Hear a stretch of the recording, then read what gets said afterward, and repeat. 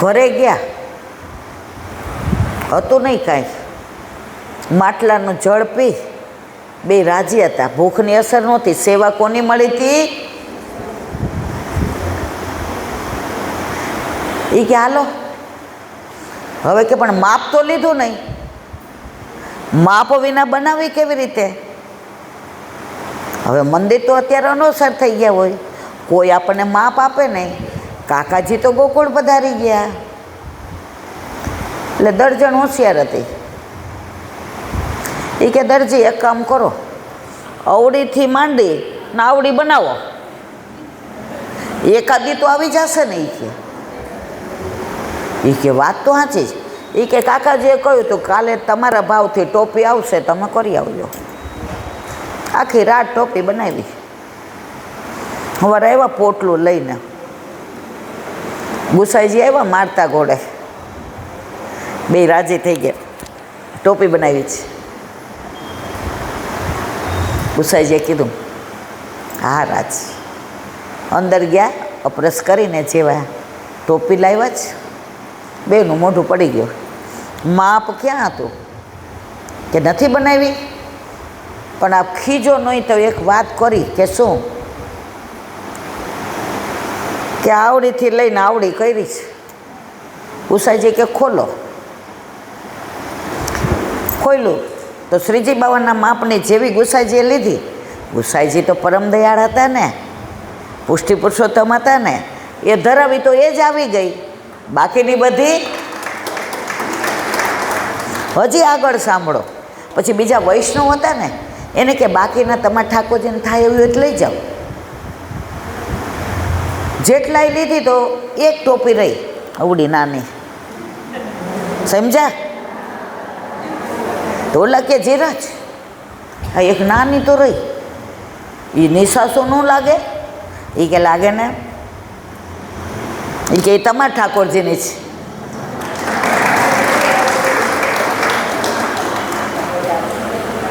આટલું સ્વરૂપ હતું ને, લઈ આવ્યા, ધારણ કરાવી કે જો બેની આંખમાંથી અશ્રુની ધારા. ઠાકોરજીને જેના ઘરે પધારવું હોય ને, પધારે છે પધારે છે પધારે છે, એમાં કોઈ શંકાને સ્થાન નથી. હવે બે ઘરે આવ્યા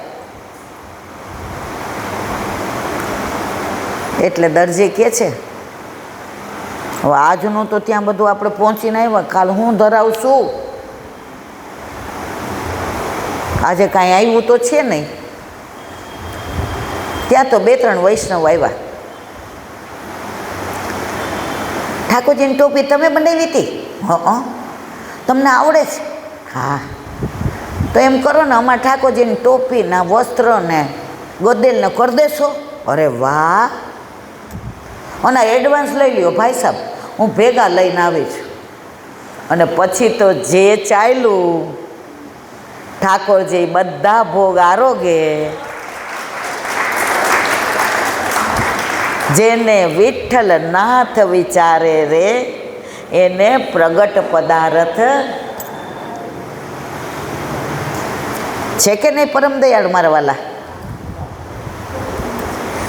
કઈ વાત કરું ને કઈ ના કરું. મારા રાજકોટમાં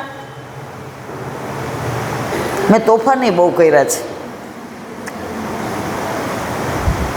એકવાર મોય દાંડિયા રમતા હતા, નાના હતા, તો એવી મોય જોરથી ઉલાડીને કે હું પોસ્ટમાં હતી, સેન્ટ્રલ ગવર્મેન્ટ. તો અમારા પોસ્ટ માસ્તર હતા ને, એને જ અહીં વાગી અને 6 ટાંકા આવ્યા ને લોહી લોહાણ થયા. હવે એવી મારી ફિજરત. અને અહીંયા તમે બધા મને સાંભળો છો ને, તો મને ઘણીવાર એવું લાગે કે ખરેખર આ વલ્લભની કૃપાનું ફળ છે. ક્યારે કયા જીવ ઉપર કેવી કૃપા કરે છે ને, એ ખબર નથી પડતી. બાકી મારા વાલા, મારી કોઈ લાયકાત નથી કે આ બધું હું કરી શકું. હમણાંનો જ દાખલો દઉં તમને, થોડા વર્ષો પહેલાંનો. કાંકરોલીમાં દ્વારકાધીશ બિરાજે છે. કેટલાય દર્શન કર્યા દ્વારકાધીશના. શ્રીનાથજી ગયા હોય એટલે બધા કર્યા જ હોય ને. થોડા વર્ષો પહેલાં એ દ્વારકાધીશમાં જે મુખ્યાજી હતા એ મુખ્યાણીને ઘણા વર્ષો થયા તો કંઈ છોકરા નહોતા. એટલે એના મનમાં સતત એવું થાય કે દ્વારકાધીશની અમે આટલી સેવા કરીએ, અહીંથી ક્યાંય જતા નથી, મુખ્યજી તો આખો દિવસ અંદર હોય છે, તો જો એ ખરેખર ભગવાન છે તો મારો ખોળો કેમ નથી ભરાતો? પછી જેટલા દર્શન કરવા આવે ને, આવું હોય ને ત્યારે બધાય પૂછે છે કાંઈ તમારે, અને સામુ માણસ હદ થાય. એટલે એકવાર એણે મુખ્યાજીને કહ્યું એ કે આ દ્વારકાધીશ પ્રભુ આપણું કાંઈ, એ કે શું કે? મુખ્યાજી દ્રઢ હતા, વિશ્વાસ હતો. શું? એ કે આટલા વર્ષ થઈ ગયા, એક શેર માટેની ખોટ છે ને આપણે. મુખ્યજી કે જો હું સમજણો થયો ત્યારથી અહીં સેવા કરું છું, તો પાછું આપણને એવું પાત્ર આવશે ત્યારે અહીંયા આવશે આપણા ઘરે અને પાછા એ દ્વારકાધીશની સેવા કરશે. પણ એવું પાત્ર ન હોય તો પ્રભુ ઈચ્છા બલી હશે. ત્યાં એક વૈષ્ણવ આવ્યા. જો સંગ લાગતા વાર લાગે હો મારવાલા, પણ દુસંગ જલ્દી લાગી જાય. તમારે ફૂલનો ઢગલો કર્યો હોય અને ડુંગળીના ફોતરાનો ઢગલો કર્યો હોય અને પવન આવે તો વધુ વાસશે નહીં આવે? ખરું ખોટું? દુસંગ લગતા જરાય વાર નથી લાગતી. એમાં આજના જમાનામાં તો છેક આપણી નાવ કિનારે આવી ગઈ હોય ને ત્યાં ડૂબી જાય છે. સંગ ન મળે તો ચિંતા ન કરતા, દુસંગમાં ક્યાંય જશો નહીં, અસંગ રહેજો. અસંગ એટલે એકલા રહેવાનું. એવો ડર નહીં રાખવાનો હું એકલી પડી ગઈ. હમણાં એક વૈષ્ણવ મારા ઘરે આવ્યા ને તો 34 વર્ષે વિધવા થયા હતા. એટલે એના મમ્મી પપ્પા, આ વાત પછી તમને હમણાં કરું છું દ્વારકાધીશની, મને આ યાદ આવ્યું. એટલે એના મમ્મી પપ્પા લઈને આવ્યા હતા. એ કૈલાબેન 34 વર્ષની છે, ઠાકોરજી 2 જણાએ લગ્ન થયા તરત પુષ્ટ કરાવ્યા હતા, પણ એના વરને અન્નળીનું કેન્સર થયું ને અમે સમજાવીએ છીએ કે તું ભણેલી છો, દેખાવડી છો, અને 34 વર્ષ એટલે હજી ઘણાય લગ્ન કરતા હોય, આમ જિંદગી એકલા ના જાય. તો ઘણા બધા લોકો એને રીમેરેજ કરીને લઈ જવા તૈયાર છે. એટલે મેં તો તમે મને આવું લૌકિકમાં ના નાખો યાર, મને આ ટાઈમ નથી, મને આવો, કારણ કે આ બધું તો હું સાંભળું તો મારે જે કરવાનું છે તો થાય નહીં. પણ એમાં એ દીકરીએ વાત સરસ કરી તો મને એમ થયું ભલે આવ્યા. એ દીકરીએ સરસ જવાબ દીધો, ઈલાબેન માટીનો વર હતો ને માટીમાં ભળી ગયો. માટીનો વર હતો એ માટીમાં ભળી ગયો. હવે નંદ નંદન પુષ્ટિ પુરુષોત્તમ મારા માથે બિરાજે છે, તો હવે હું નંદ નંદનની પ્રિયતમા બનું કે પાછી ઓલા માટીમાં ભળી ગયેલા માટીના વરને શોધું? હું બહુ રાજી થઈ. પછી મેં કીધું બેટા તું મારા રૂમમાં આવ, મેં તર કરવું જ. મને ઠાકોરજી એટલું બધું વહાલ કરે છે કે સવારે એલાબેન ઘણી વાર છે ને મારી ઊંઘ ઉડી જાય ને 3:30 વાગે તો મને મારા ઠાકોરજીનું સ્વરૂપ દેખાય. હું કોઈ મંદિર ગઈ હોઉં ને, જે આરતી ઉતારતા હોય ને, તો મને મારા ઠાકોરજીના દર્શન થાય છે. ઓલા જે સ્વરૂપ બિરાજે છે એના નથી થતા. એ કે હમણાં હું વ્રજમાં ગઈ હતી ઠાકોરજી પધરાવીને,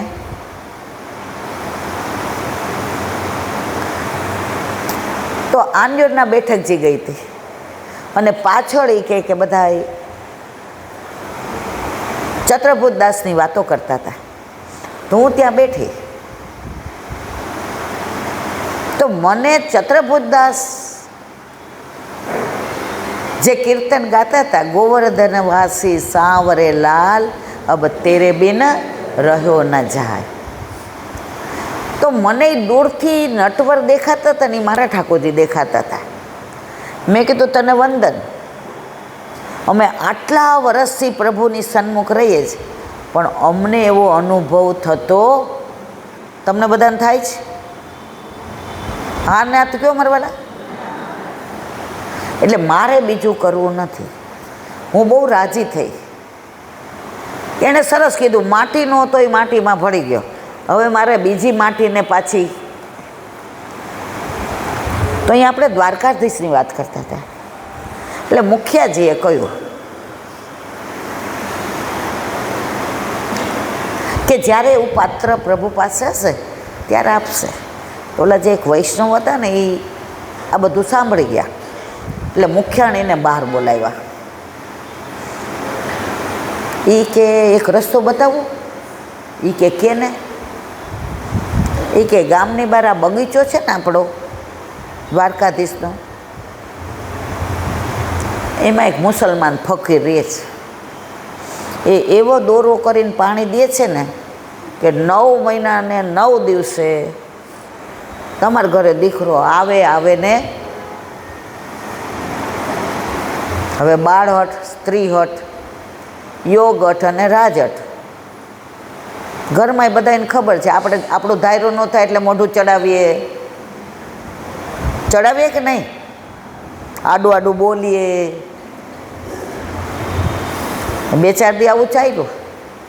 મુખ્યજીએ કીધું, શું પેટમાં દુખે જ? તમને ભલે ન એવું થાય, એ તો જે ના માં ન બને ને એને ખબર પડે, આમ તેમ આડું. એટલે મુખ્યજી કે તાર કામ સોચી કે તમે ખીજાવ નહીં તો કહું. સ્ત્રીઓ હોશિયાર બહુ હોય, એમાં હું બાકાત નથી. એ કે આપણા ઓલા બગીચામાં ઓલા પીર છે ને, એ કે એવો દોરો પાણી આપે છે ને, શેના માટે? એ કે શેર માટેની ખોટ છે ને. આજ પછી બોલી, હવે બોલીશ નહીં. બોલીને તું અન્યાશ્રય કરસ ને એ ઠાકોરજીથી સહન થાય. વળી 2-4 દી થયા, મહિનો એટલું ટોર્ચરિંગ કર્યું.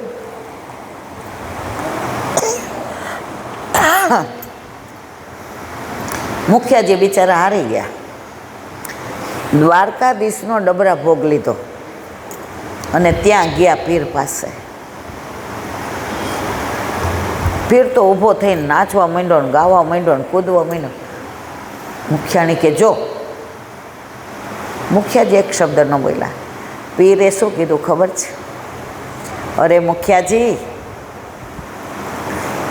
વર્ષોથી જેની તમન્ના હતી કે દ્વારકાધીશનું અધરામૃત મને મળે,